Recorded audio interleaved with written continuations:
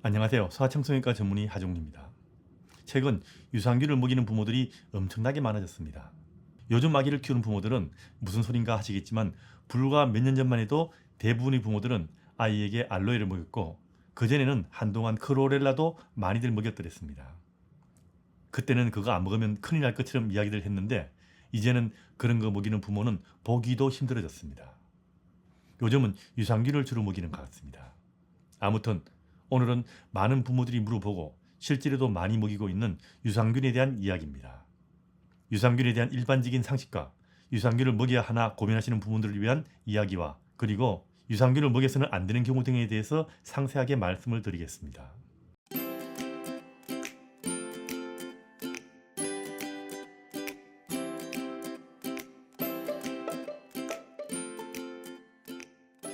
우선 용어부터 정리해 드리겠습니다. 프로바이오틱스, 프리바이오틱스, 신바이오틱스라는 좀 헷갈리는 말들이 있습니다. 우선 프로바이오틱스는 살아있는 생균으로 먹으면 건강에 좋은 세균인데 대표적인 것이 유산균입니다. 프리바이오틱스는 유산균이 장내에서 잘 자라게 해주는 영양이 되는 것인데 대표적인 것이 식이섬유와 올리고당 같은 성분입니다. 신바이오틱스는 프로바이오틱스와 프리바이오틱스를 합한 것, 다시 말하면 유산균과 유산균이 먹고 자랄 영양 성분을 합해서 먹는 거라고 생각하시면 됩니다. 우선 유산균으로 대표되는 프로바이오틱스란 뭘까요? 쉽게 말해서 우리 몸에 좋은 세균입니다. 세균인데 몸이 좋다고요? 맞습니다. 세균인데 몸에 좋은 세균이 있습니다. 우리 몸의 장에는 수십조 마리에 달하는 정말 많은 장내 세균들이 살고 있습니다. 장내 세균은 크게 몸에 좋은 유익균과 몸에 나쁜 유해균이 있습니다. 이들 세균들이 균형을 이루면서 하나의 생태계를 이루고 있습니다.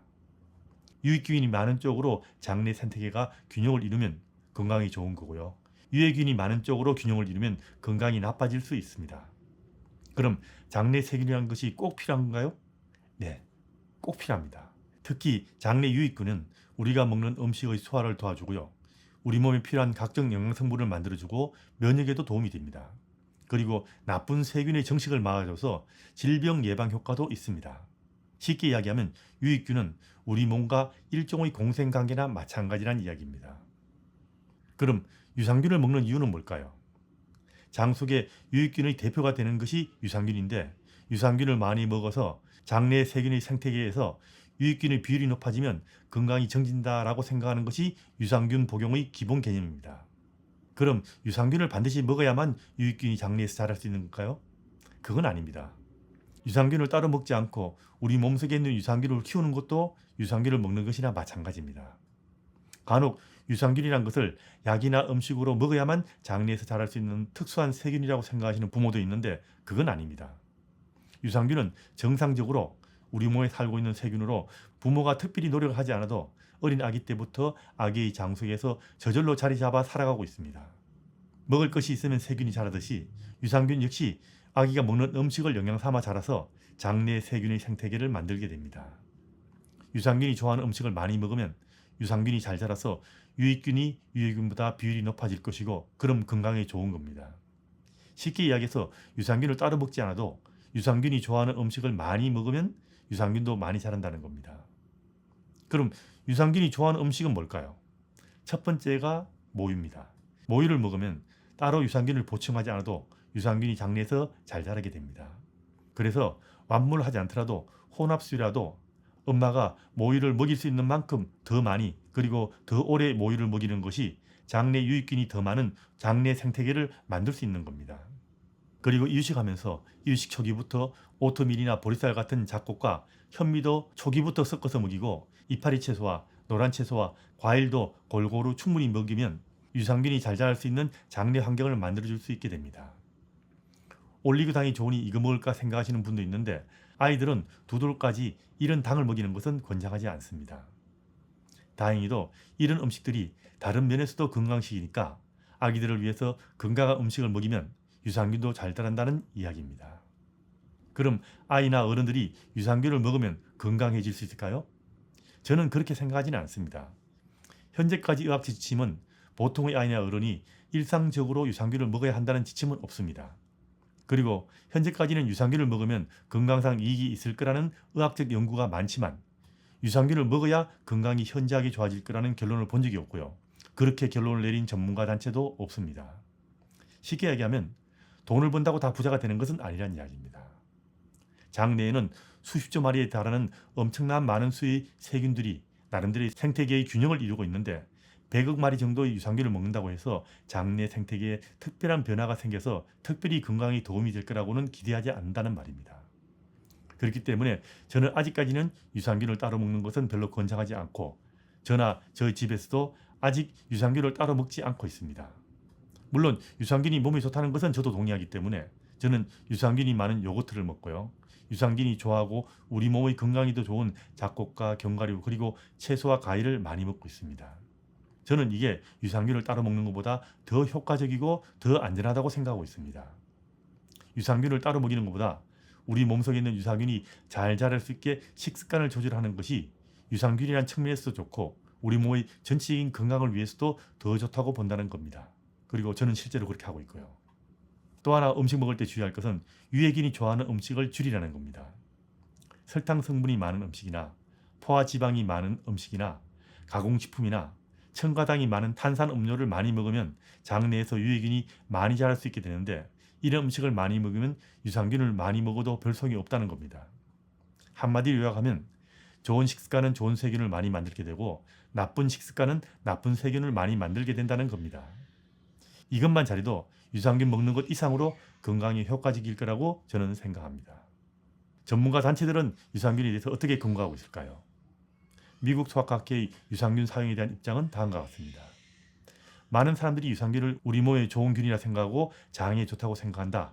그리고 장내의 세균의 균형을 맞춰주고 일반적으로 안전하다고 생각해서 장이 나쁘거나 영아산통이 있을 때도 도움이 된다고 믿고 있다. 하지만 정말 효과가 있다고 단정할 수 없을 뿐 아니라 전혀 효과가 없다고 말하는 전문가도 있다. 그래서 정말 유산균을 먹이고 싶다면 차라리 모유를 먹이는 것이 유산균을 먹이는 것과 마찬가지고 심지어 공짜다 라고 말하고 있습니다. 그리고 유산균을 먹이고 싶다면 소아과사 상의해서 결정하시라고 말하고 있습니다. 그럼 유산균을 먹이면 안 되나요? 그건 아닐 겁니다. 유산균은 우리 몸에 여러 가지 이익이 된다는 연구들이 많이 있습니다. 하지만 아직은 확실한 것은 아닌데 크게 문제가 된다는 연구도 별로 없기 때문에 먹지 말라는 지침 또한 없습니다.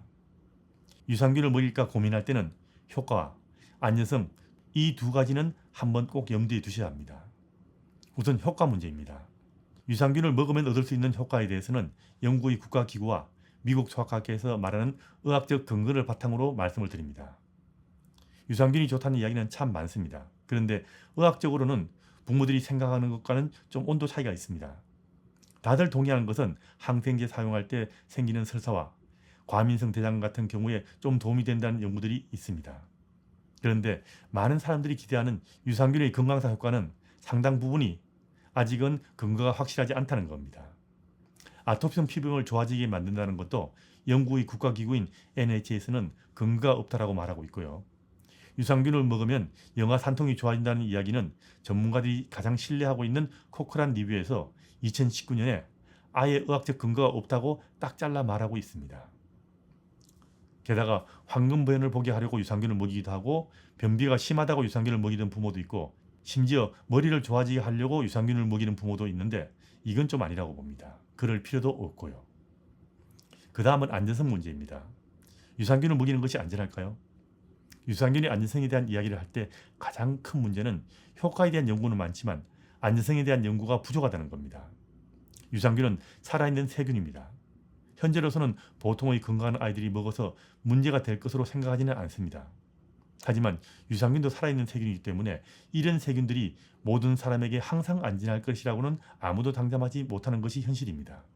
그리고 유산균의 종류가 정말 다양하고 유산균이 종류마다 효과가 다르다고 할 정도로 유산균은 한 가지 균이 아니고 서로 다른 성질을 가진 균인데 이들 균 각각에 대해서 정말 안전한가 그리고 장기적으로 먹어도 안전한가에 대해서는 아직은 의학적으로 제대로 연구가 되었다고 보지 않기 때문에 미국 소아과학회나 권위 있는 의학단체에서는 보통의 건강한 아이들에게 유산균을 먹이는 것이 안전할 것 같은데 아직은 확실하지 않다라고 항상 조심스럽게 말하고 있는 겁니다.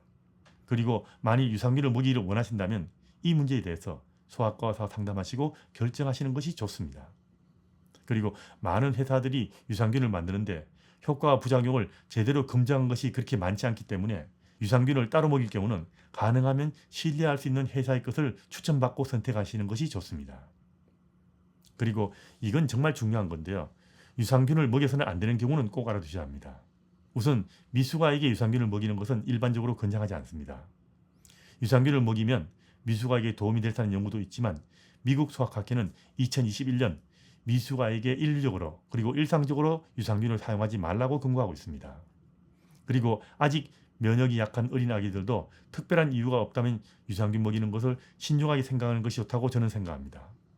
그리고 병이 심하게 걸려 있거나 계속 아픈 아이들은 유산균이 문제를 일으킬 수도 있기 때문에 소아과사의 처방 없이 먹는 것은 권장하지 않습니다.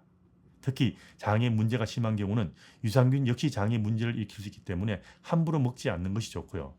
면역이 많이 떨어진 경우도 유산균 자체가 면역이 도움이 될 수도 있지만 면역 체계를 교란시킬 가능성도 있다는 점은 주의해야 될 겁니다. 유산균이 면역에 관여할 수 있는데 항상 좋은 쪽으로만 되지 않을 수도 있다는 이야기고 이런 경우 유산균을 먹지 않는 것이 더 낫다고 저는 봅니다.